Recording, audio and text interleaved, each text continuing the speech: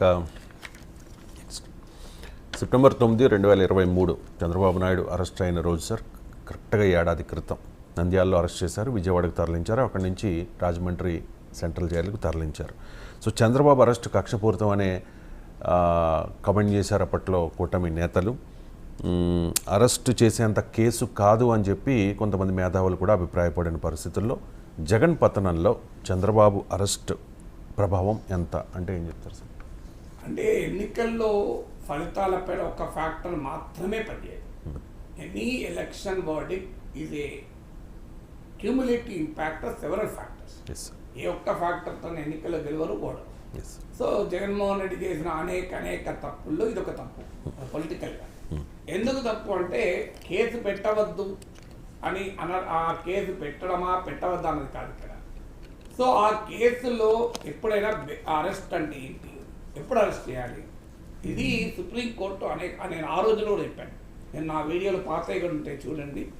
చంద్రబాబుకు బెయిల్ ఇవ్వాల్సిందే అని ఇప్పుడు కాదు, చంద్రబాబు అరెస్ట్ అయినప్పుడు కూడా మాట్లాడాను. అన్ఫార్చునేట్లీ ఇవి చూడరు. ఇవి చూడక వాళ్ళకి ఎవరికి అవసరమైనా వాళ్ళే చూసుకుంటారు అన్ఫార్చునేట్లీ. మరి ఇది చూస్తే తెలుగుదేశం వాళ్ళు నన్ను ట్రోల్ చేయరు. నేను ఇప్పుడు కాదు అన్నది, మీరు కావాలంటే యూట్యూబ్లోనే చూడండి. అరెస్ట్ అయిన సమయంలో అన్నాను, అంటే ఏడాది క్రితం చెప్పాను. ఇవాళ మీరు గత 3-4 నెలలుగా నా పైన ట్రోల్స్. మరి అప్పుడు ఎందుకన్నాను నేను? చంద్రబాబుకు బెయిల్ ఇవ్వాల్సిందే అన్నాను ఆ రోజు కూడా. ఎందుకన్నాను? Bail is a rule, jail is an exception. ఇది సుప్రీంకోర్టు చెప్పిన తీర్పు. ఈవెన్ పిఎంఎల్ఏ కేసులో కూడా రైట్ టు స్పీడీ రికవరీ అనే ప్రిన్సిపల్ పైన బెయిల్ ఇచ్చింది కదా సుప్రీంకోర్టు. మనీష్ సిసోడియాకి ఇచ్చారు, కవితకి ఇచ్చారు కదా. సో అందువల్ల బెయిల్ ఈజ్ ఎ రూల్ అని ఎందుకంటారు అంటే, బెయిల్ ఇవ్వడానికి ఏంటి ఫ్యాక్టర్స్.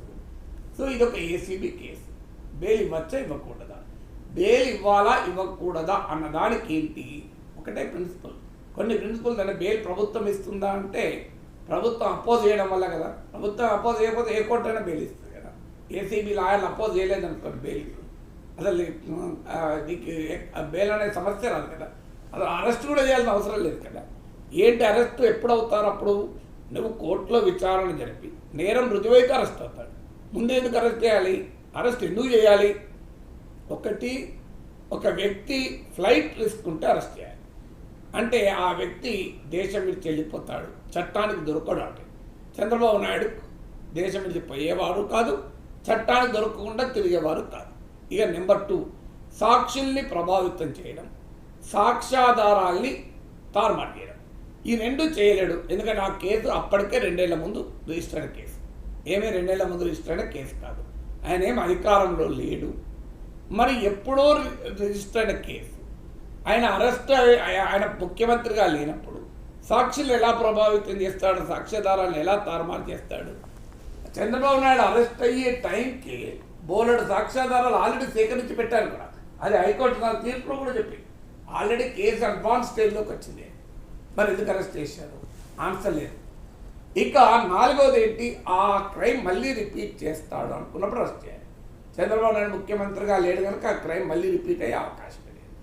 అందువల్ల చంద్రబాబు నాయుడును ఈ కేసు కోసం అరెస్ట్ చేయాల్సిన అవసరమే లేదు. ఒకవేళ అరెస్ట్ అయితే బెయిల్కు ఏసీబీ అపోజ్ చేయాల్సిన అవసరమే లేదు. బెయిల్ వెంటనే రావాలి. అందువల్ల ఖచ్చితంగా ఆ చంద్రబాబును అరెస్ట్ చేయడం అనేది అది రాజకీయ కక్షలో భాగమే. నేను ఆ కేసులో నిజం ఉందా లేదా, చంద్రబాబు నాయుడు తప్పు చేశాడా తప్పు చేయలేదా అనే జోలికి కూడా వెళ్ళడం లేదు. అది తర్వాత చర్చ, అది కోర్టులు నిర్ణయిస్తాను, నేను కానీ నిర్ణయించాలి.